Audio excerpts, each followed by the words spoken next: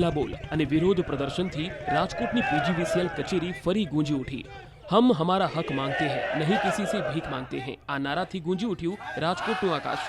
ફરી એકવાર રાજકોટ પીજીવીસીએલ કચેરીને ઉમેદવારોએ ઘેરી।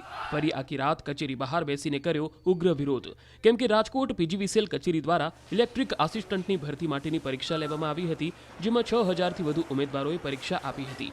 જો કે ખાલી જગ્યાઓ મુજબ ભરતી કરવામાં ન આવતા આજે 150થી વધુ પરીક્ષાર્થી પીજીવીસીએલ કચેરીએ રજૂઆત કરવા પહોંચ્યા હતા। પરીક્ષાર્થીઓએ મુખ્ય ઇજનેરને રજૂઆત કરી કે આરટીઆઈમાં મળેલી માહિતી મુજબ 8 ડિવિઝનમાં 361 જગ્યાઓ ખાલી હોવા છતાં ભરતી કેમ થતી નથી।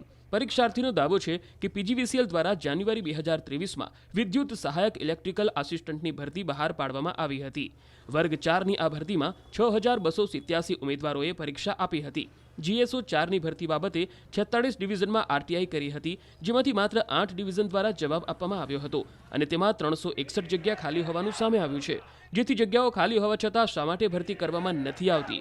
આ બાબતે મુખ્ય ઇજનેરે જવાબ આપ્યો કે મહેકમ મુજબ 5 રાઉન્ડમાં ભરતી થઈ છે, હાલ કોઈ જગ્યા ખાલી નથી। જ્યારે આસિસ્ટન્ટ જનરલ મેનેજર AR કટારાએ કહ્યું કે આરટીઆઈમાં અપાયેલી માહિતી ખોટી પણ હોઈ શકે છે, જેથી આ બાબતે તપાસ કરવામાં આવશે અને ખોટી માહિતી આપનાર સામે પણ પગલાં ભરવામાં આવશે।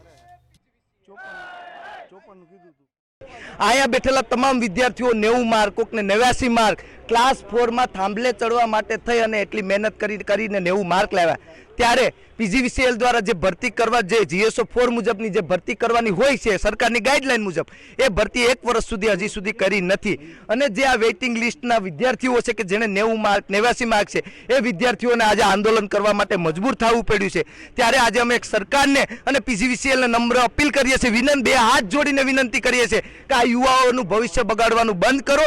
આ યુવાઓ બિચારા ગરીબ અને મધ્યમ વર્ગના છે, કોઈ કોડીનારથી કાલે આવ્યું છે, કોઈ કચ્છથી આવ્યું છે, રાતે એટલી ઠંડી હોવા છતાં આ વિદ્યાર્થીઓ આયા ખાધા પીધા વગરના છૂટા હતા। તો ક્યાંક ને ક્યાંક આ સરકારે દયા ભાવના દાખવવી જોઈએ અને આ વિદ્યાર્થીઓને ન્યાય આપવો જોઈએ।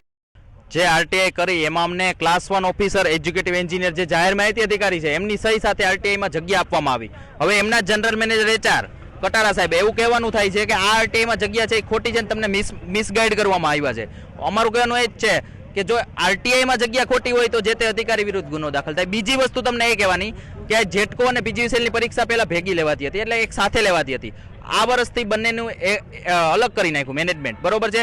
પીજીવીસીએલના એમડીએ 10 વાર માંગણી મૂકી કે અમારે સ્ટાફ સેટઅપ જોઈએ છે। જીયુએનએલ છે આ બધી કંપનીનું મેનેજમેન્ટ કરતી કંપની છે, જીયુએનએલમાં 10 વાર માંગણી મૂકી કે અમારે સ્ટાફ સેટઅપ જોઈએ છે। તો આ એ લોકોના 2000 પરીક્ષાર્થીએ 1000 ઓર્ડર કાઢી નાખ્યા છે, 50-55 માર્ક વાળાના વારા આવી ગયા છે। મારું કહેવાનું પીજીવીસીએલના મેનેજમેન્ટને એટલું જ છે કે તમે અત્યારે મંજૂર કરી જીયુએનએલ પોસ્ટ એ તો આપણે નથી જોતા, પરંતુ તમે એકવાર માંગણી તો મૂકી એ તો બતાવો। મેં કાલે એમને એમ કીધું કે તમે એકવાર માંગણી મૂકી સ્ટાફ સેટઅપ માટે। હવે તમારું આ આંદોલન ક્યાં સુધી ચાલુ રહેશે? અમારું આંદોલન ત્યાં સુધી ચાલુ રહેશે કે જે અમારી માંગણી છે બધી એ પૂરી ન થાય ત્યાં સુધી। આમાં એક પણ યુવાન જે ઘર બહાર છોડીને આવ્યો છે, બરોબર છે, એ જવાનો નથી।